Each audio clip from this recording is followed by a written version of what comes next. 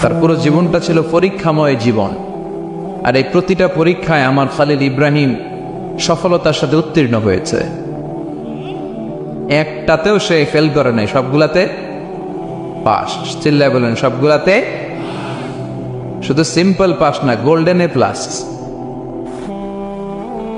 Golden GPA 5, first class first, global award পেয়েছেন। Global অ্যাওয়ার্ডটা দিয়েছে কে?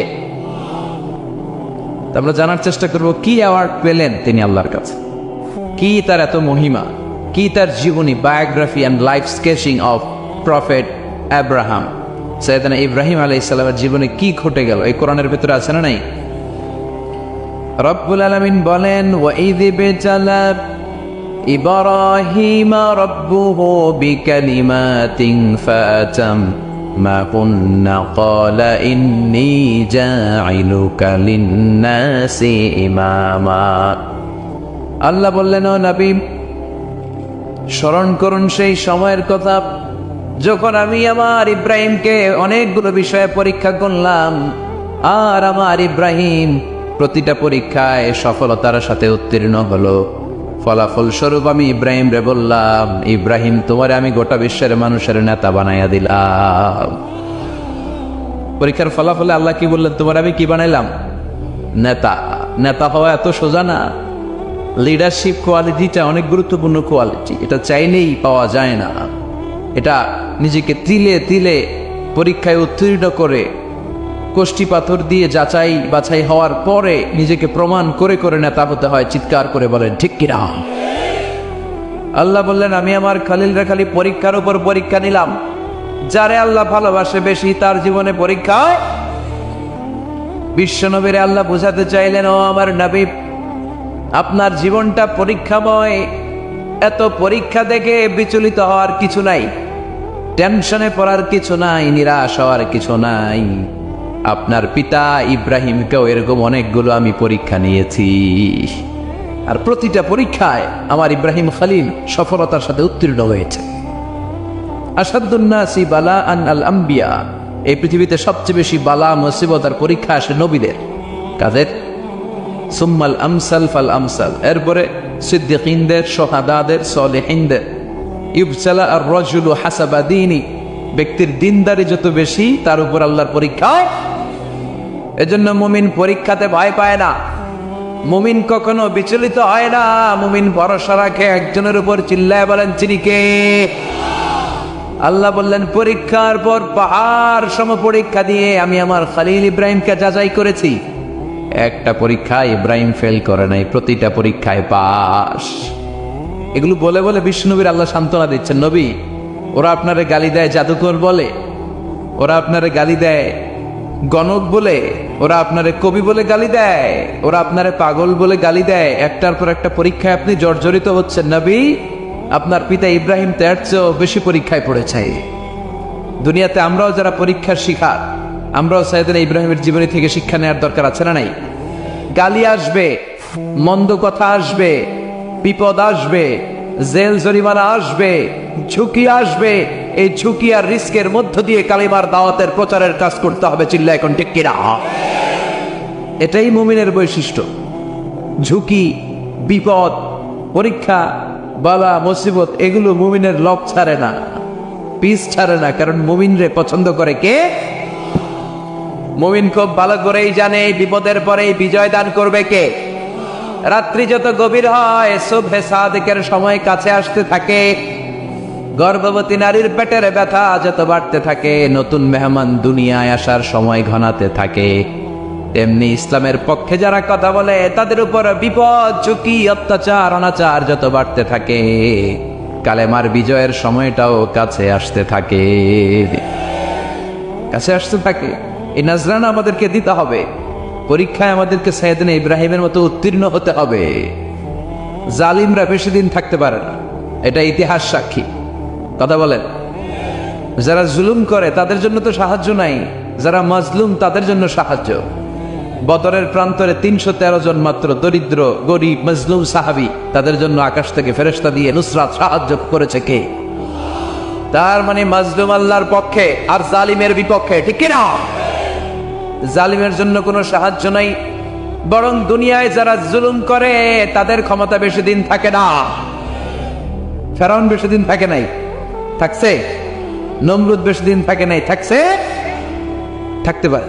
যারা দুনিয়াতে রক্ত ঝরায় এরা থাকতে পারে, বরং যাদের রক্ত ঝরে তাদেরকে আল্লাহ বিজয় দিয়ে দেয়। আর যারা রক্ত ঝরায় এদের শেষ রক্ষাও হয় না, এরা জান নিয়ে পালাবার সুযোগ পায় না। কথা বলেন?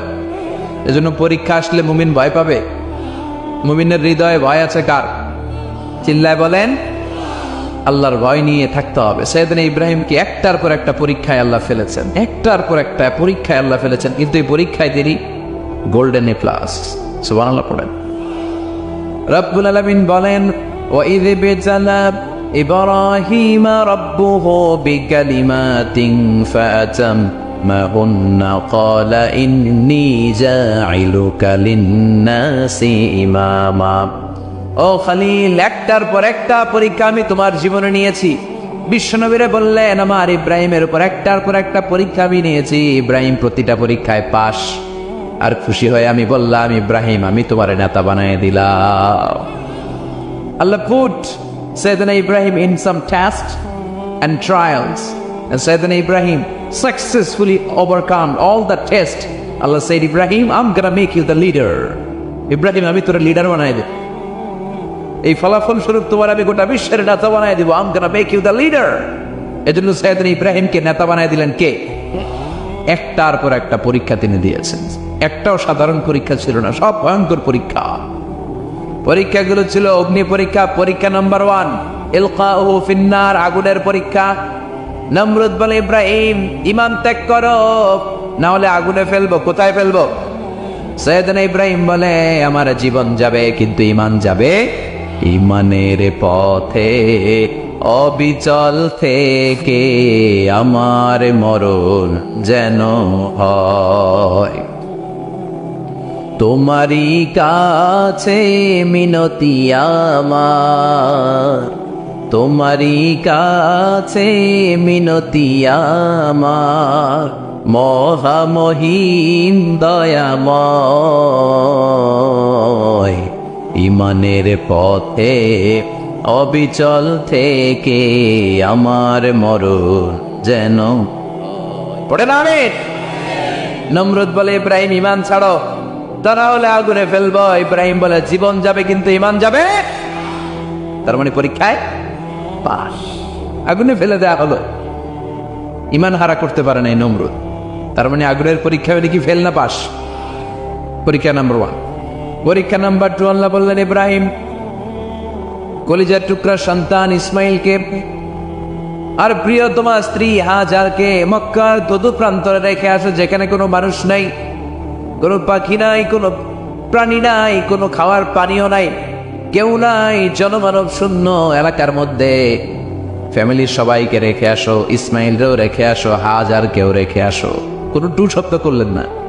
সাইয়েদনা ইব্রাহিম কিছু জিজ্ঞাসা করলেন না, বলার সাথে সাথে ওনার স্ত্রী আর কলিজার টুকরা বাচ্চাটারে মক্কার দুধু প্রান্তরে রেখে দিয়ে আসলেন। এই পরীক্ষায়ও, কথা বলেন, এই পরীক্ষায়ও আমাদেরকে যদি আল্লাহ বলে, যাও তোমার সন্তান তোমার স্ত্রীকে রেখে আসো সাহারা মরুভূমিতে, পারবেন? হ্যাঁ, কি পরীক্ষা দিয়ে আল্লাহ প্রিয় হয়েছে। তার মানে আগুনের পরীক্ষায় পাস, ফ্যামিলি বিসর্জন দেওয়ার পরীক্ষায় পাস। এবার আল্লাহ দেখলেন সাইয়েদনা ইব্রাহিমের হৃদয়ের মধ্যে ইসমাইলের জন্য ভালোবাসা বেশি না কম? কত বেশি জানেন? সাইয়েদনা ইসমাইল যখন দুনিয়াতে এসেছে তখন সাইয়েদনা ইব্রাহিম আলাইহিস সালামের বয়স ছিল 86। কত? আপনাকে বাগেরহাটে 86 বছর বয়সে কারো বাচ্চা কাচ্চা হয়? হ্যাঁ, আছে এরকম পালোয়ান? আছে কেউ? নাই। সাইয়েদনা ইসমাইল যখন এসেছে দুনিয়ায় তখন সাইয়েদনা ইব্রাহিমের বয়স কত ছিল? 86। তার মানে 86টা বছর আল্লাহর কাছে কাঁদছে আর দোয়া করছে, আল্লাহ একটা সন্তান দাও দাও দাও, তাই নাই? 86 বছর বয়সে যে সন্তানটা দিল, ওই সন্তানের প্রতি মায়া, দরদ, মোহব্বত, ভালোবাসা বেশি না কম? আল্লাহ দেখতে চাইলেন এই ছেলের জন্য মায়া বেশি নাকি আল্লাহর জন্য বেশি? আল্লাহ ডেকে বললেন, ইব্রাহিম দেখি হৃদয়ে কার জন্য দরদ আর ভালোবাসাটা বেশি। যাও আমার সন্তুষ্টির জন্য ৮৬ বছর বয়সে পাওয়া কলিজার টুকরা দুধের বাচ্চা ইসমাইলকে জবাই করে আমার খুশি অর্জন করো। জবাই কর, স্যাক্রিফাইস করো, আমার জন্য উৎসর্গ করো। বলতে দেরি, ছুরি নিয়ে গলার মধ্যে ছুরি চালাতে ১ সেকেন্ডও দেরি করে নেই। সুবহানাল্লাহ পড়েন।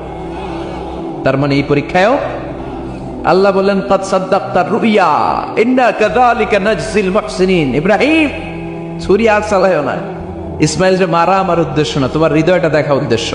এই ইসমাইল মরে গেলে তো সব ঘটনা উলট পালট লেগে যাবে, কারণ আখিরি জামানার পয়গম্বর বিশ্বনবী মুহাম্মদ রাসূলুল্লাহ সাল্লাল্লাহু আলাইহি ওয়াসাল্লাম এই ইসমাইলের বংশে পৃথিবীতে আগমন করবে। চিল্লায় কোন ঠিক কিনা?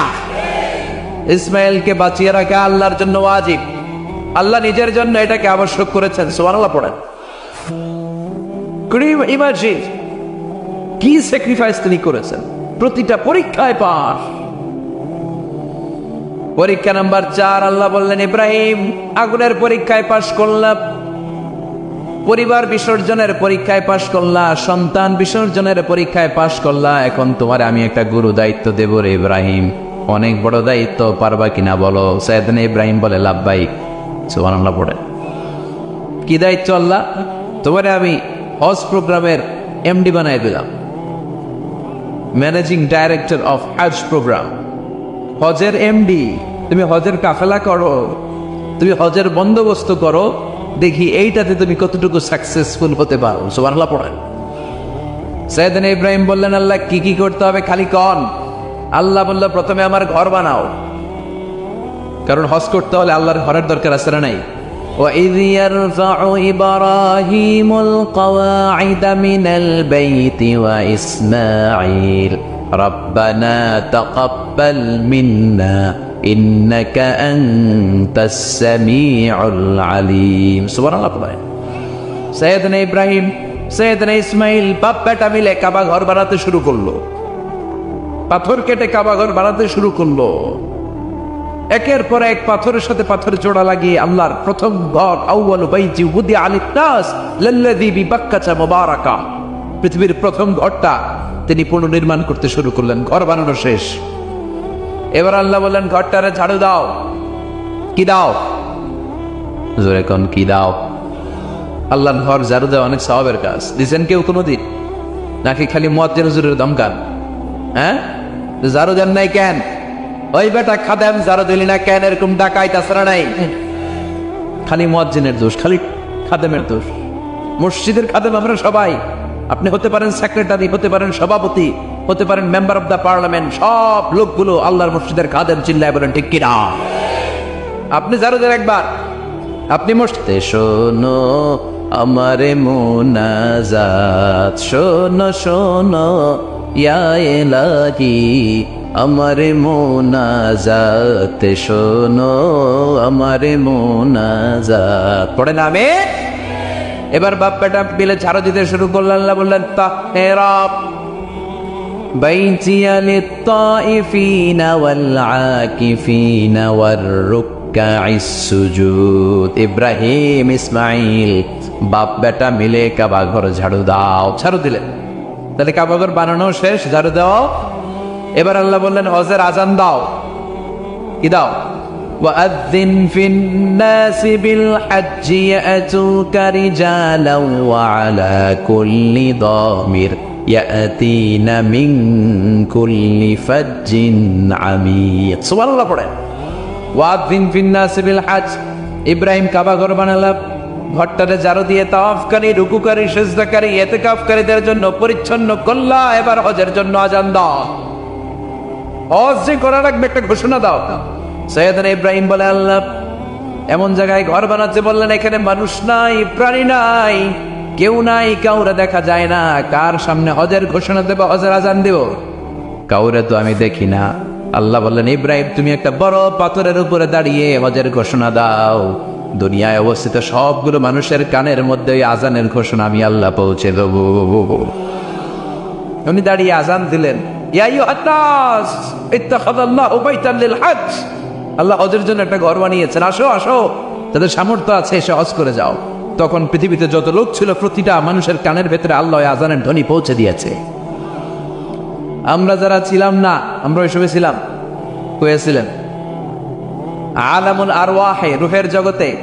রুহের জগতেও আমরা যারা ছিলাম, আমাদের কানের মধ্যে এই ধ্বনিটা পৌঁছে দিয়েছে কে? ওই রুহের জগতে থাকা অবস্থায় যারা আমরা লাব্বাইক বলে আওয়াজ করতে পেরেছি, তাদের নাসিবে কাবা ঘর জিয়ারতের সুযোগ করে দিবে কে? যারা আমরা লাব্বাইক করতে পারছিলাম, তাদের নসিবে কাবা ঘরের জিয়ারত আছে না নাই? তার মানে আল্লাহ বললেন হজের এমডি বানাইছে আল্লাহ, ম্যানেজিং ডাইরেক্টর। আল্লাহ বললেন কাবা ঘর বানাও, বানালেন। ঘর পরিষ্কার করো, করলেন।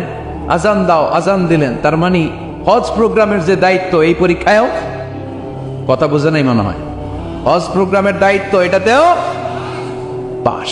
একটার পর একটা পরীক্ষা দিয়েছেন। সব শেষে আল্লাহ পরীক্ষা নিলেন, ইব্রাহিম তোমার বয়স এখন 80 বছর, এবার নিজ হাতে তুমি সুন্নাতে খাতনা করো। কি করো? নিজ হাতে সুন্নাতে খাতনা। সহিহ বুখারীর বর্ণনা। ইখতাতানা সাইয়েদনা ইব্রাহিম আলাইহিস সালাম ওয়া ইবনু 80 সানা বিল কদর, কুঠার দিয়ে নিজ হাতে নিজের লজ্জাস্থানের সামনের চামড়ার অংশটা কেটে তিনি নিজ হাতে 80 বছর বয়সে নিজের সুন্নাতে খাতনা করেছেন। এমনি এমনি আল্লাহর প্রিয় হয় নাই, এমনি এমনি আল্লাহ লিডার বানায় নাই। আল্লাহ এমনি বলে নাই I'm gonna make you the leader, গোটা বিশ্বের মানুষের নেতৃত্ব দেওয়ার জন্য আমি তোমারে তৈরি করেছি। এমনি হয় নাই, একটার পর একটা পরীক্ষা দিয়ে নিজেকে প্রমাণ করার মধ্য দিয়ে তিনি নেতৃত্বের আসনে আসীন হয়েছেন। চিৎকার করে বলেন ঠিক কিনা? সে আল্লাহ ডেকে বললেন, গোলাম এই ইব্রাহিমের জীবনে তোমাদের জন্য আমি আদর্শ রেখে দিয়েছি। আমি পৃথিবীর বুকে কয়েকজন নবীকে সিলেক্ট করেছি, তার মধ্যে ইব্রাহিমের মর্যাদা আসরাডাই। ওনার ফ্যামিলি, ওনার যে ফ্যামিলিটা, it's a blessed family ever in the world. পৃথিবীর সবচেয়ে বরকতময় ফ্যামিলির একটা ফ্যামিলি।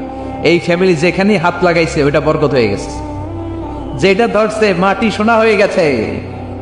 কি বরকত! সাইয়েদনা ইব্রাহিম আলাইহিস সালামের পায়ের ছোঁয়া লেগেছিল একটা পাথরে। তিনি যখন কাবা বানাচ্ছেন আর উপরে ওঠে না, বানাতে বানাতে আন্নাগাল পায় না, বললেন আল্লাহ এবার কি করি? এই পাথরে দাঁড়িয়ে তুমি কাবা বানাও। বলা হয় যে এই পাথরটা এত শক্তিশালী ছিল, ওনার উপরে ওঠা দরকার লিফটের মতো পাথরটা উপরে উঠে যেত, নিচে নামা দরকার নিচে নেমে যেত। আবার এই পাথরের জায়গাটাকে আল্লাহ তাআলা নামাজের মুসল্লা বানিয়ে দিয়েছে, আমাদের জন্য নামাজের মুসল্লা। ওয়াত্তাখিযু মিন মাকামি ইব্রাহিমা মুসাল্লা। আল্লাহ বললেন গোটা বিশ্বের সব মুমিনদের জন্য মাকামে ইব্রাহিমরা আমি মুসল্লা বানিয়ে দিলাম। বিশ্বনবী যখনই তাওয়াফ করে 2 রাকাত নামাজ পড়তেন, মাকামে ইব্রাহিমের সামনে এসে 2 রাকাত সালাত পড়তেন। আমরাও যারা তাওয়াফ করি, প্রতিটা তাওয়াফের পরে এই মাকামে ইব্রাহিমের সামনে এসে নামাজ পড়তে হয়, জানেন না? পড়ছেন না আপনারা? হাজিরা পড়তে হয়। এই পাথরটা এখনো আছে।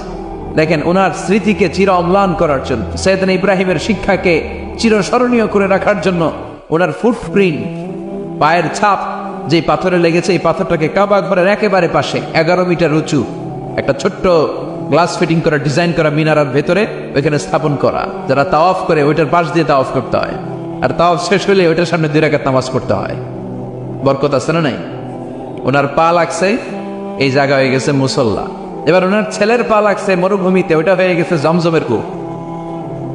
সাইয়েদনা ইসমাঈল, ওনাকে রেখে হাজার দৌড়াদৌড়ি শুরু করলেন, সাফা থেকে মারোয়া, মারোয়া থেকে সাফা। আহা, এখন এয়ার কন্ডিশন করা, 4 তলা এয়ার কন্ডিশন করা, তো সুন্দর পরিবেশ, এরপরে দৌড়াতে দৌড়াতে আমাদের ঘাম ছুটে যা। না জানি সাইয়েদাতুনা হাজার কি কষ্ট করে সেখানে দৌড়াদৌড়ি করেছিলেন, না জানি ওনার কি কষ্ট পোহাতে হয়েছিল। উনি সাফা থেকে মারোয়া একবার, মারোয়া থেকে সাফা একবার 60টা চক্কর দিলেন। এই 60টা চক্কর, এই দৌড়াদৌড়িটা আল্লাহর কাছে এত ভালো লেগেছে, কিয়ামত পর্যন্ত সব হাজিদের জন্য এই জায়গায় দৌড়াদৌড়ি করাটা আল্লাহ ওয়াজিব করে দিয়েছে।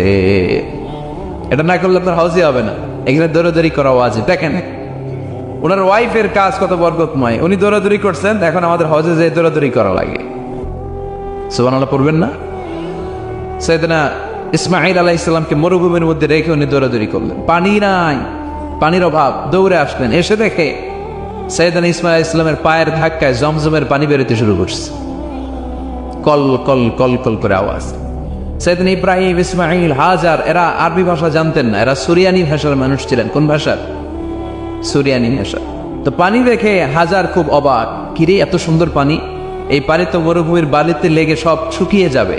পানি যাতে না শুকায় উনি বালি চারদিক দিয়ে উঁচু করে এরকম বাঁধ দিতে লাগিয়া, বাদ দিচ্ছেন আর ওনার সুরিয়ানি ভাষায় বলতে লাগলেন জাফ জাফ, মানে হচ্ছে থাম থাম, জাম মানে স্টপ, থাম থাম, কেফ, আরে পানি চলে যাস না, চলে গেলে তো পানি ব্যবহার করতে পারবো না, জাম জাম জাম জাম।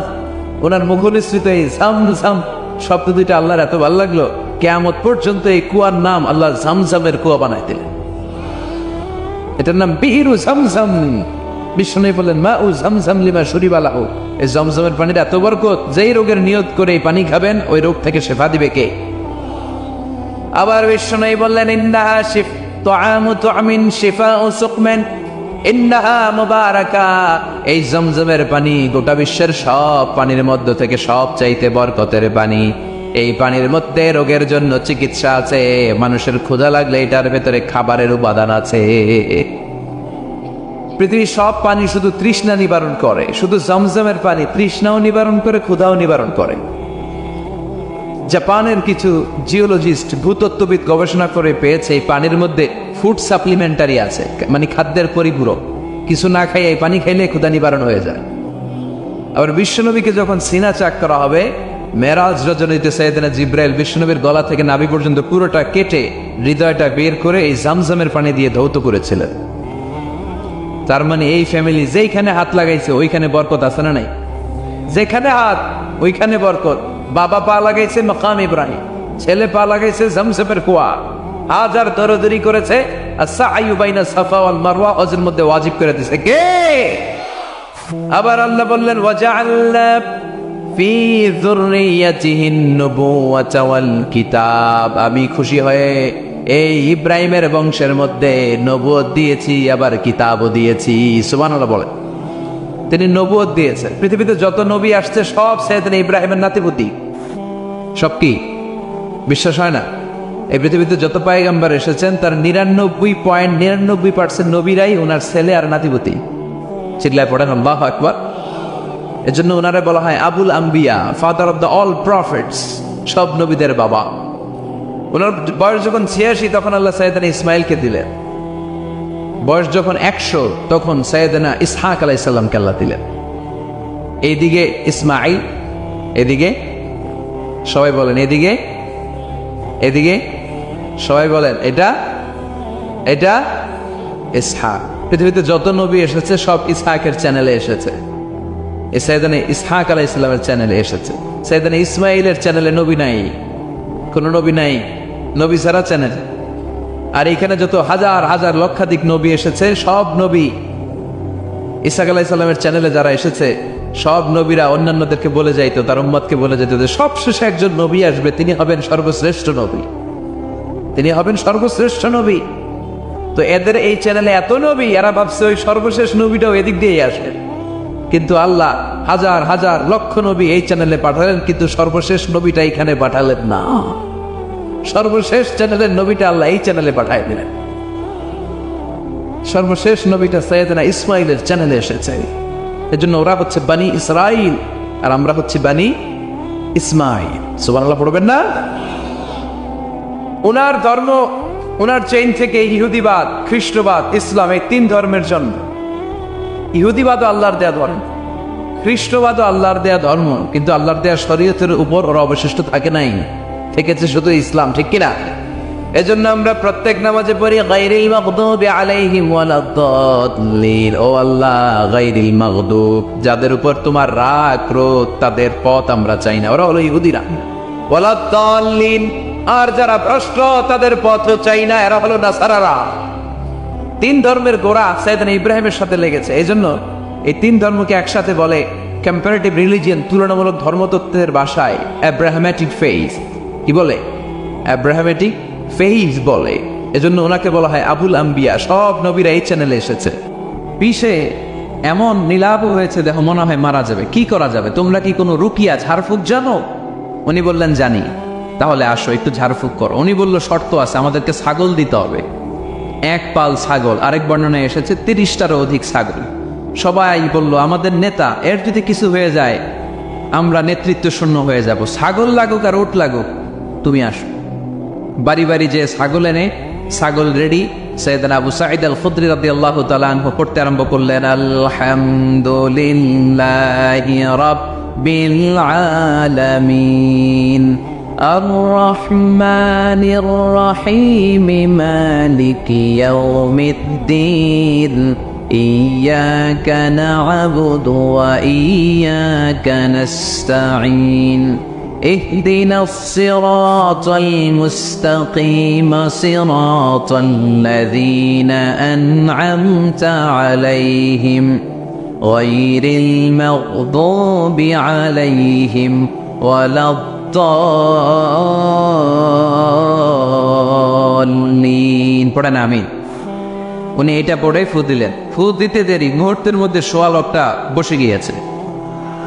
আবার ফু দিছে, এবার দাঁড়ায় গেছে। আরেকবার ফু দিছে, হাঁটতে শুরু করছে, একেবারে সুস্থ। সবাই তো অবাক, টাসকি খেয়ে গেছে। আবু সাঈদ আল খুদরি রাদিয়াল্লাহু আনহু বলে, টাসকি পরে খাও, আগে ছাগল দাও। কারণ ছাগল দেওয়ার কন্ডিশন ছিল না, ওরা ছাগল নিয়ে আসছে। সাইয়েদনা আবু সাঈদ আল খুদরি রাদিয়াল্লাহু তাআলা আনহু আনন্দে এবার ছাগল নিয়ে সাহাবাদেরকে নিয়ে রওনা। প্রতিমধ্যে লেগেছে প্রচন্ড ক্ষুধা, তখন তারা কয়েকটা ছাগল জবাই করে খেয়েছে। খাওয়ার পরে পেট যখন ঠান্ডা, তখন ব্রেইন সচল। উনি চিন্তা করতে আরম্ভ করলেন, হায় রে, কোরআন দিয়া ঝাড়ফুঁক করে যে ছাগল নিয়ে আসলাম, ওটা যে খাইলাম, এই ছাগল নেওয়া জায়েজ হয়েছে কিনা এই মাসালা তো নবীরে জিজ্ঞেস করি নাই। কিন্তু ছাগল তো অলরেডি পেটে যায় হজম, কি করা? মদিনাতে যে জিজ্ঞেস করবো। মদিনায় যেই আল্লাহ রাসূল সাল্লাল্লাহু আলাইহি ওয়াসাল্লামের দরবারে যে জিজ্ঞেস করলেন, ইয়া রাসূলুল্লাহ, এমন এমন ঘটনা, ঝাড়ফুঁক করে আমরা ছাগল এনেছি, এটা কি জায়েজ হয়েছে? আল্লাহ রাসূল সাল্লাল্লাহু আলাইহি ওয়াসাল্লাম বলে, জায়েজ হয়েছে মানে? অবশ্যই জায়েজ হয়েছে। কোরআনের দাম বাড়ায় দিয়ে আসছো মিয়া, ছাগল কিছু থাকলে আমার ঘরে পাঠায়। সুবহানাল্লাহ পড়তে পারলেন না? না। ওয়ালাকাদ আতাইনাকা, বুখারীর হাদিস, ওয়ালাকাদ আতাইনাকা সাবআম মিনাল মাসানি ওয়াল কুরআনাল আযীম। নবী হে, নিত্য পাঠনীয় সপ্তবাক্য দিয়েছি, যেই দোয়া পড়ে ফু দিতে দেরি অসুস্থ ব্যক্তি সুস্থ হতে দেরি হয়। এজন্য আল্লাহ ইরশাদ করেন, অনুনাজ্জিলু মিনাল কুরআনি মা হুয়া শিফাউ ওয়া রাহমাতুন লিল মুমিনিন ওয়া লা ইয়াজিদু যালিমিনা ইল্লা খাসারা।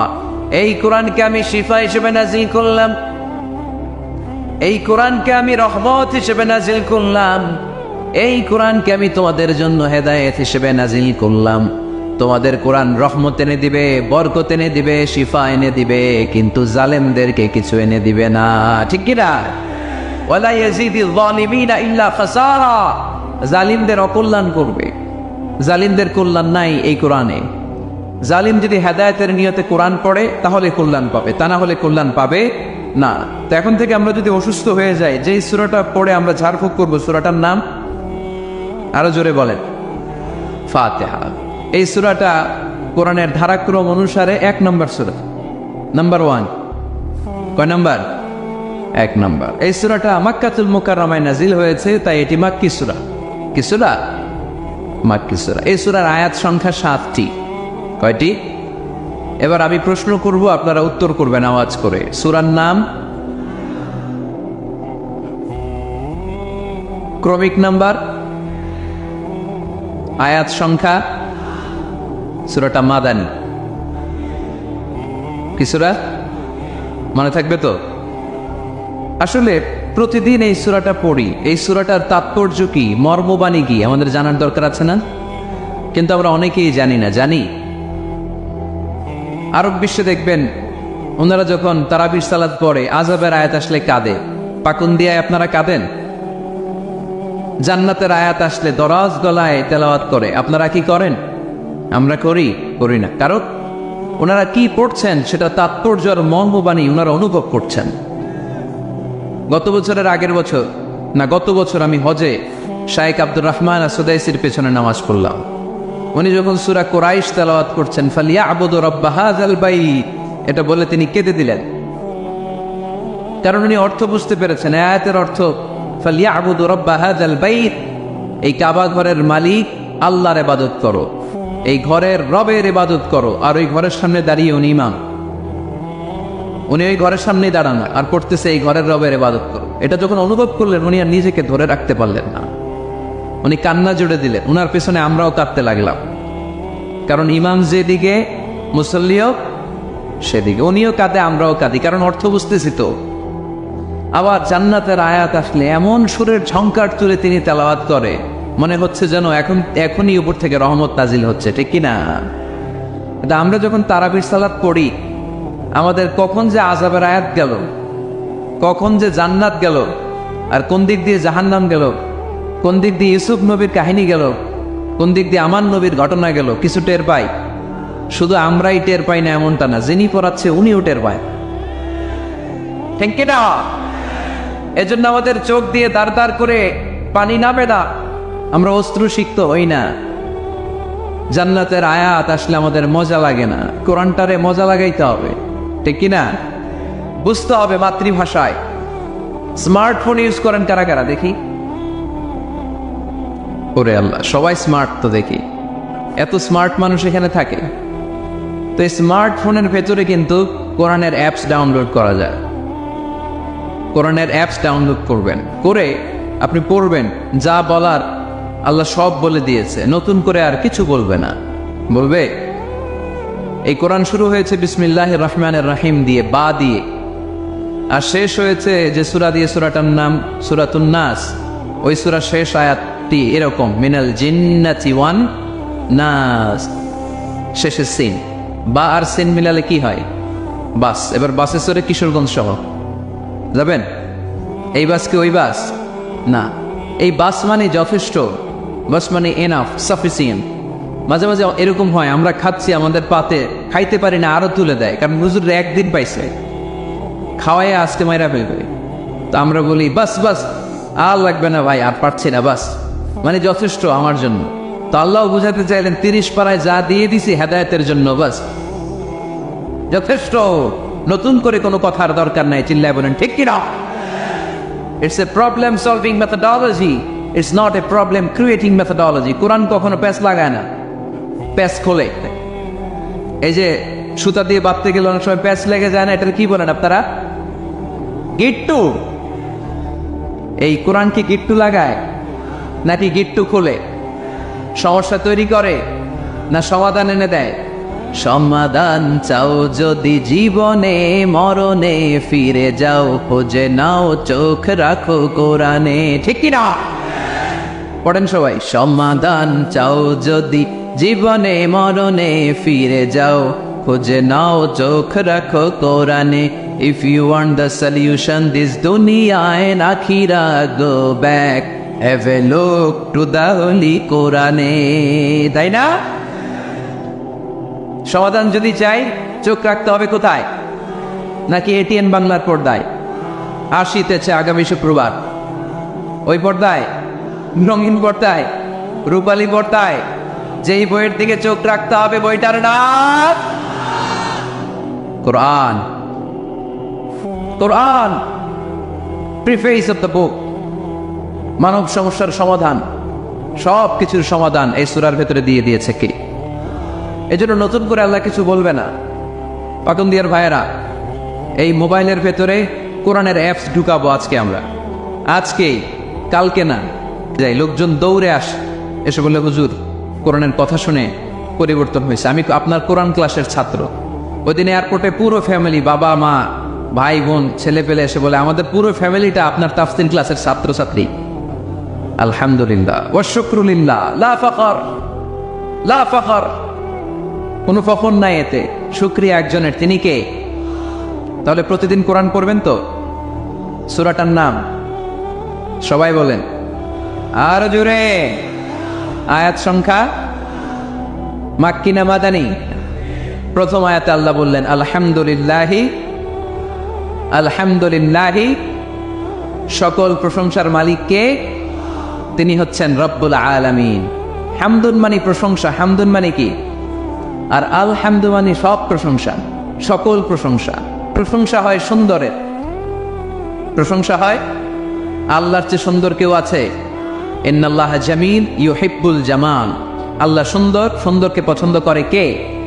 দুনিয়া সুন্দর, মানুষ সুন্দর, আসমান সুন্দর, জমিন সুন্দর, সুন্দরে সুন্দরে পাল্লা, জানি না কত সুন্দর তুমি আল্লাহ, জানি না কত সুন্দর তুমি আল্লাহ। সুবহানাল্লাহ পড়েন। আল্লাহর এক নজর দেখার জন্য আমরা পাগল হয়ে যাব কিয়ামতের দিন। সব জান্নাতীরা বসবে, আল্লাহ বলবে, এই জান্নাতীরা, কোরআনে যা যা কমিটমেন্ট আর প্রমিস দিছিলাম যে তোমাদেরকে দিব, সব পাইছো? সবাইকে পাইছি। একজন পিছন থেকে দাঁড়ায় বলবে, একটা পাই নাই। কি পাও নাই? কা আপনারই তো পাই নাই, আপনারই তো দেখে। তখন আল্লাহ তাআলা হাজার হাজার নূরের পর্দার ভেতর থেকে ফোকাস দিয়ে আল্লাহর নূর, আল্লাহর সৌন্দর্য সেদিন জান্নাতীদের কাছে প্রকাশ করে দিবেন। আমরা যেন এইভাবে একসাথে বসে আল্লাহর নূর দেখতে পারি। আল্লাহ তুমি তৌফিক দাও। এজন্য আল্লাহ বললেন, আলহামদুলিল্লাহি রাব্বিল আলামিন, প্রশংসার মালিক হলাম আমি আল্লাহ, আমি হলাম রব্বুল আলামিন। আলহামদু, সকল প্রশংসা, প্রশংসা করে শেষ করা যাবে। ওয়া ইন তা'উদ্দু নি'মাতাল্লাহি লা তুহসুহা, তোমার হাতের আঙ্গুলের কড়ায় যদি গুনতে শুরু করে দাও আল্লাহ কত নেয়ামত দিয়েছে, গুনে শেষ করা যাবে? এই পৃথিবীর সব সাগরের পানি যদি কালি হয়, গাছের পাতা যদি খাতা হয়, সাগরের পানি নিয়ে গাছের পাতার মধ্যে আল্লাহর প্রশংসা সুবহানাল্লাহ আলহামদুলিল্লাহ লিখতে লিখতে আমাজন জঙ্গল, আফ্রিকার জঙ্গলের সব গাছের পাতা যদি শেষ করে দেই, সাগরের সব কালি যদি শেষ করে দেই, আল্লাহর প্রশংসা করা শেষ হবে? সাগরের জলকে কালি করে, গাছের পাতাকে খাতা করে, তোমার মহিমা লেখা শেষ হবে না, যদিও লিখি প্রভু জীবন ভরে। সাগরের জলকে কালি করে। আল্লাহু আকবার। এজন্য আল্লাহ বললেন, কুল্লাউ কানাল বাহরু মিদাদান লিকালিমাতি রাব্বি লানাফিদাল বাহরু ক্বাবলা আন তানফাদা কালিমাতু রাব্বি ওয়ালাউ জিনা বিমিসলিহি মাদাদা। সাগরের সব পানি যদি কালি হয়ে যায়, এই কালি দিয়ে আল্লাহর প্রশংসা লিখতে শুরু করলে সাগরের পানি শেষ, কিন্তু প্রশংসা শেষ হবে নাকি? জোরে বলেন। এজন্য প্রশংসা করতে হবে একজনের, তিনি কে? আল্লাহর প্রশংসা করব বেশি বেশি নাকি কম কম? আরো জোরে, বেশি বেশি না কম কম? আল্লাহর প্রশংসা করতে হবে বেশি বেশি। আল্লাহ রাসূল সাল্লাল্লাহু আলাইহি ওয়াসাল্লাম মসজিদে নববীতে ইমামতি করছেন, আল্লাহু আকবার। কেরাত পরে রুকুতে গেলেন, আল্লাহু আকবার। রুকু থেকে উঠে সামি আল্লাহু লিমান হামিদা পড়লেন। পেছন থেকে সব সাহাবারা পড়ল রব্বানা ওয়ালাকাল হামদ, কিন্তু একজন সাহাবা অতিরিক্ত বাড়িয়ে পড়তে আরম্ভ করলো, হামদান কাসীরান তাইয়িবান মুবারাকান ফীহি। চারটা বাক্য অতিরিক্ত, কোন সাহাবী পড়ে না, উনি পড়ল। ফিসফিস আওয়াজে পড়াতে রাসূল সাল্লাল্লাহু আলাইহি ওয়াসাল্লামের কানে আওয়াজটা আসলো। নামাজ শেষে আল্লাহ রাসূল সাল্লাল্লাহু আলাইহি ওয়াসাল্লাম বললেন, আমি যখন রুকুতে দাঁড়িয়ে পড়েছি রব্বানা ওয়ালাকাল হামদ, তোমাদের পড়ার কথা, আমি যখন পড়েছি সামি আল্লাহু লিমান হামিদা, তোমাদের পড়ার কথা রব্বানা ওয়ালাকাল হামদ, কিন্তু দেখলাম কে যেন একজন পড়েছ হামদান কাসীরান তাইয়িবান মুবারাকান ফি। কে পড়েছ? আমি তো কখনো এটা তোমার শিখাই নাই। কই পাইলা? কে? বয়াত কেউ দাঁড়ায় না। রাসূল সাল্লাল্লাহু আলাইহি ওয়াসাল্লাম অভয় দিলেন। এরপর একজন হাত তুলছে, আমি। তুমি কোত্থেকে পেলে? আমি তো শিখাইনি। সে বলতে আরম্ভ করলে, ইয়া রাসূলুল্লাহ, আল্লাহর প্রশংসা কম কম করলে আমার ভালো লাগে না, আমার পড়তে চাই, মনে যায় বেশি বেশি, এজন্য আমি বেশি বেশি করছি, নিচ থেকে বাড়িয়েছি। রাসূল সাল্লাল্লাহু আলাইহি ওয়াসাল্লাম বললেন, ভয় পেও না, তুমি তো দেখো নাই বিদআতাও ওয়া সালাসিনা মালাইকা ইয়াবতাদিরুনা হা আইয়ুব ইয়াকতুবুহা আউয়াল। তোমরা নামাজরত অবস্থায় দেখোনি, আমি দেখেছি তোমার এই অতিরিক্ত তাসবিহ, 4টা তাসবির সওয়াবটা 30 জনেরও বেশি ফেরেশতা কে কার আগে আল্লাহর আরশে পৌঁছে দিবে, এ নিয়ে ফেরেশতারা আকাশে প্রতিযোগিতা করছিল। এজন্য আল্লাহর প্রশংসা চলবে কম কম না বেশি বেশি। আলহামদুলিল্লাহি রাব্বিল আলামিন, সকল প্রশংসার মালিক হচ্ছেন আল্লাহ তাআলা, তিনি হচ্ছেন রাব্বিল আলামিন। আমার আল্লাহর একটা চমৎকার নাম হচ্ছে রব। আল্লাহর নাম কি? কবরের প্রথম প্রশ্ন কি? আমরা উত্তরে কি বলবো? আমাদের রব কে? আবার আমরা যখন রুকুতে যাই, রুকুর তাসবিতে রবের নাম আছে না নাই? সুবহানা রাব্বিয়াল আযীম। সিজদায় যখন যাই তখন রব নাই, সুবহানা রাব্বিয়াল আ'লা। আবার আমরা যখন অন্যায় করে ফেলি, ভুল করে ফেলি, নফসের উপর জুলুম করে ফেলি, তখন যেই দোয়াটা পড়ি ওই দোয়ার শুরুতেও রবের নাম আসরা নাই। দোয়াটা পড়েন, রব্বানা যালামনা আনফুসানা ওয়া ইন লাম তাগফির লানা ওয়া তারহামনা লানাকুনান্না মিনাল খাসিরিন। আবার যখন আমাদের জ্ঞানের দরকার, আল্লাহর কাছে জ্ঞান চাই, বিদ্যা চাই, ওই দোয়ার শুরুতেও রবের নাম আসরা নাই। রব্বি জিদনি ইলমা, আওয়াজ করে পড়েন, রব্বি জিদনি ইলমা, ও আল্লাহ জ্ঞান বাড়িয়ে দাও। জ্ঞান বাড়িয়ে দেয় কে? তার মানে সব জায়গায় রবের নাম আছে না নাই? আমার আল্লাহর একটা চমৎকার নাম হচ্ছে রব। আল্লাহর নাম কি? সবাই বলেন। এত 1 লক্ষের মতো মানুষ হবে এখানে, হবে না? 1 লক্ষের বেশি হবে।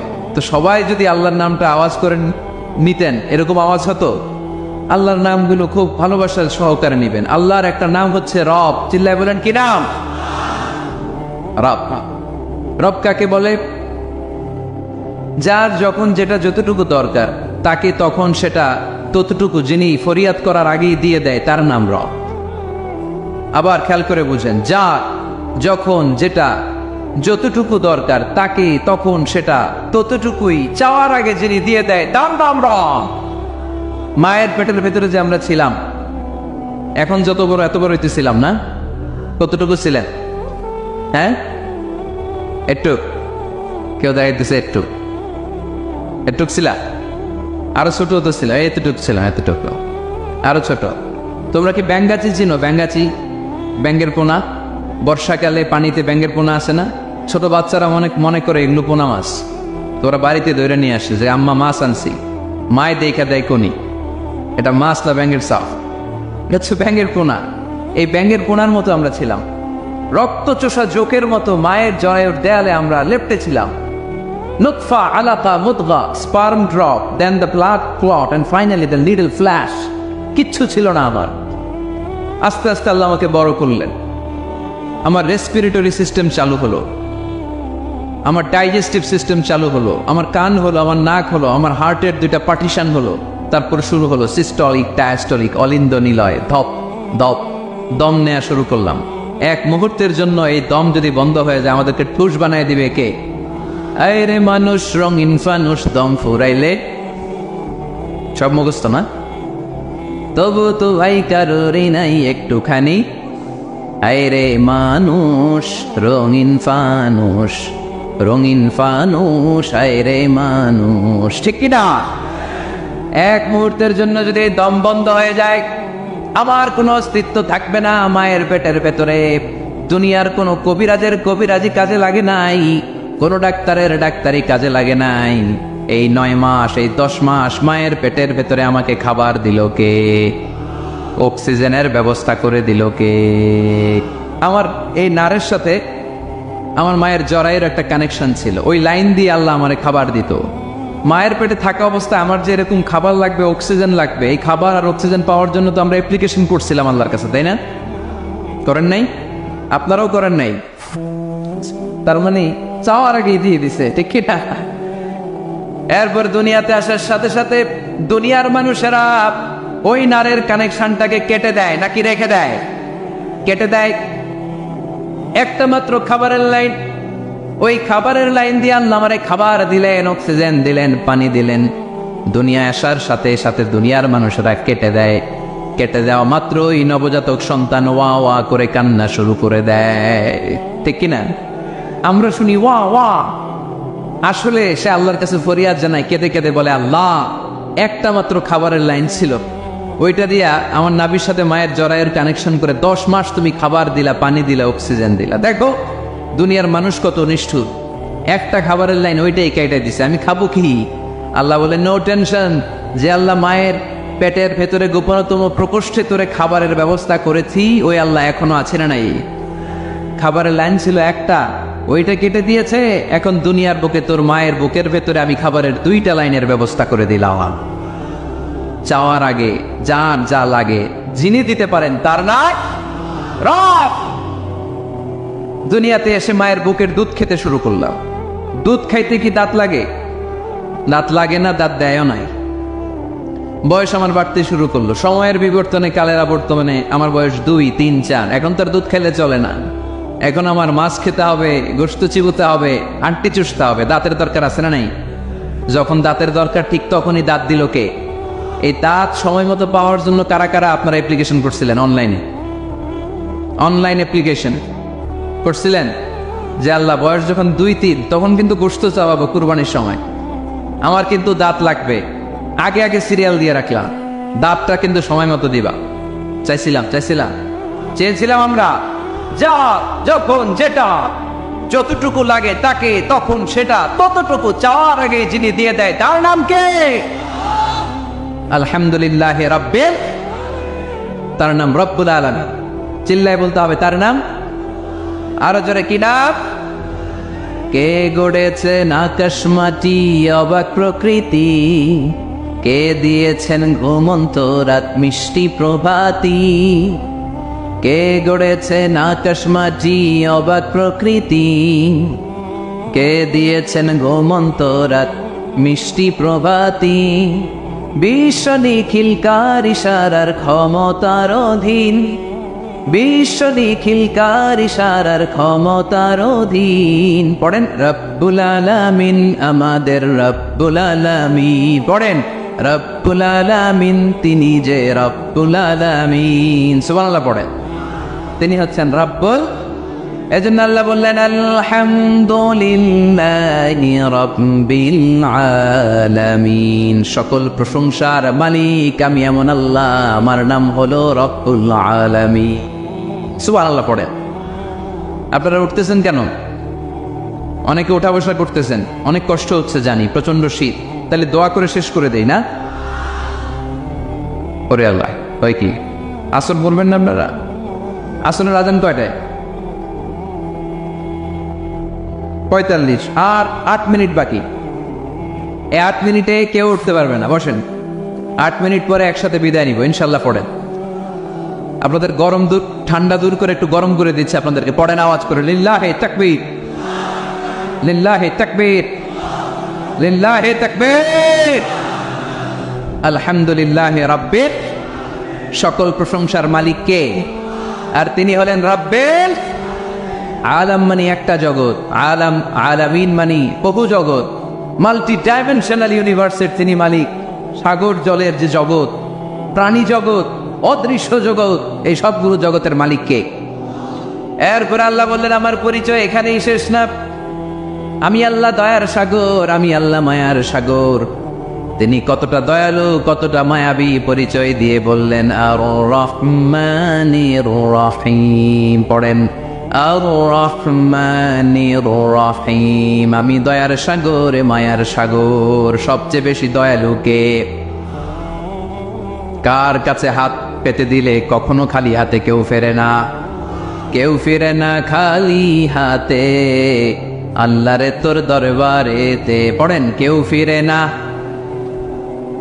আল্লাহরে তোর দরবারেতে। আল্লাহর চেয়ে দয়ালু কেউ আছে? আমার বাবা মা আমারে যত বেশি ভালোবাসে তার চেয়েও বেশি ভালোবাসে আমারে কে? আমি আমারে যত বেশি ভালোবাসি আমার চেয়েও আমারে বেশি ভালোবাসে কে? এজন্য আল্লাহ বললেন ওয়াসিআত রাহমাতি কুল্লা শাই, সব জায়গায় আমি আল্লাহর রহমত আর বরকত। আমার রহমত ছাড়া এক ফোঁটা বৃষ্টি জমিনে পড়ে না, আমার রহমত ছাড়া কোনো ফসল খেতে একটা দানা পানি জন্মায় না, আমার রহমত ছাড়া একটা গাছের পাতা জমিনে ঝরে না। সব রহমতের মালিক কে? মেরাজের রাতে বিশ্বনবী দেখলেন আরশের মধ্যে একটা সাইনবোর্ড। আরশের মধ্যে কি? সাইনবোর্ডে বড় করে লেখা সাবাকাত রাহমাতি গাদাবি, সাবাকাত রাহমাতি গাদাবি, সাবাকাত রাহমাতি গাদাবি, মানে আমার রাগের উপরে আমার দয়া বিজয় লাভ করেছে। আল্লাহ ওখানে সাইনবোর্ডে লিখে রেখেছেন আরশে আমি আল্লাহর রাগ আছে, আল্লাহর রাগ নাই। আবার আমি আল্লাহর দয়া আছে, আল্লাহর দয়া নাই। আল্লাহ সাইনবোর্ডে লিখেছে আমার রাগও আছে দয়াও আছে, তবে জেনে রাখো আমি আল্লাহর রাগের চেয়ে দয়া বেশি, রাগের চেয়ে মা বেশি, আমার রাগের চেয়ে আমার ভালোবাসা বেশি। চিল্লায় পড়ি আল্লাহু আকবার। রব্বুল আলামিন কতটা দয়ালু, দয়া মায়া ভালোবাসাকে রব্বুল আলামিন 100 টুকরা করলেন, 100 টুকরা করার পরে 99 টুকরা দয়া মায়া ভালোবাসা আল্লাহ নিজের কাছে রেখে দিলেন, আর গোটা বিশ্বের সব মানুষের মধ্যে 1 টুকরা ভালোবাসা ঢেলে দিলেন। আমরা সবাই মিলে ভালোবাসার কয় টুকরা? ওনার কাছে কয় টুকরা? চিল্লায় বলেন কয় টুকরা? আর আমরা সবাই মিলে আদম আলাইহিস সালাম থেকে শুরু করে কিয়ামত পর্যন্ত সবাই মিলে 1 টুকরা ভালোবাসা। ওই ভালোবাসার খেলায় এই যে আসতেছে বিশ্ব ভালোবাসা দিবস, বিশ্ব বেহায়া দিবস। কিশোরগঞ্জে প্রোগ্রাম ছিল গত বছর 14ই ফেব্রুয়ারি। ফুলের দোকানে কোনো ফুল নাই, আমি তোমারে ভালোবাসি, সব ভালোবাসা নিয়ে গেছে। কোনো ফুলের দোকানে কোনো ফুল ছিল না। আহা, 1 টুকরা ভালোবাসা পেয়েছিলাম। ভালোবাসাটাকে আল্লাহ 100 পিস করে 1 পিস গোটা বিশ্বের সবার মাঝে ছড়িয়ে দিয়েছে। উনার মাঝে রেখেছে 99 টুকরা। ওই 1 পিস ভালোবাসার ছিটে ফোঁটা আমি পেয়েছি, উনি পেয়েছে, উনি পেয়েছে, আমরা সবাই পেয়েছি। কিয়ামত পর্যন্ত যারা আসবে সবাই পাবে। তারপরেও কি ভালোবাসার টান! আহা, ভালোবাসার গান আছে না নাই? ভালোবাসার নাটক, ভালোবাসার ফিল্ম। আহা, এই ভালোবাসার জন্য আত্মহত্যাও করে, আছে না নাই? সালমান শাহ মইরা গেছে, এই দেশের কয়েকটা মেয়ে গলায় রশি ঝুলাই দেয়। সালমান শাহ কি তোর খালু? তো সালমান শাহ মরছে, তুই মরবি কেন? কত বড় ফোটা কপাল! কারণ ভালোবাসে ওনারে। 1 ফোঁটা ভালোবাসার ছিটে ফোঁটা তুমি পেয়েছ। ছোট্ট মেয়েটা রাতে ভাত খায়, আম্মু খাও, বলে না। আব্বু অফিস থেকে আসুক, আব্বুর কোলে বসে একসাথে খাবে। ওই ছোট্ট বাচ্চাটার হৃদয়ে বাবার জন্য ভালোবাসা ঢুকাই দিল কে? চিল যখন মুরগির বাচ্চা ছৌ মেরে নিতে আসে, মা মুরগিটা জানে জীবনেও চিলের হাত থেকে বাঁচাতে পারবে না, তারপরে লাফ দিয়ে যুদ্ধ করতে যায়। ওই ছোট্ট মুরগির ছানাটার জন্য মা মুরগিটার হৃদয়ে ভালোবাসা ঢুকাই দিল কে? বন্যার পানিতে আমি নিজে পত্রিকার হেডিংয়ে পড়েছি, বাচ্চা বেঁচে গেল, মরে গেল মা। বালতির মধ্যে বাচ্চাটারে তুলে মা পানি খাইতে খাইতে, গলা পানি, পানি খাইতে খাইতে শেষ, নাকের উপরে পানি উঠে গেছে, মা শেষ। কিন্তু বালতির মধ্যে বাচ্চাটা ছিল, বাচ্চাটারে শক্ত করে ধরে রেখেছিল বালতিটা, বাচ্চা মরে নাই। আহা, এই বাচ্চাটার জন্য এই মায়ের হৃদয়ে ভালোবাসা ঢোকায় দিল কে?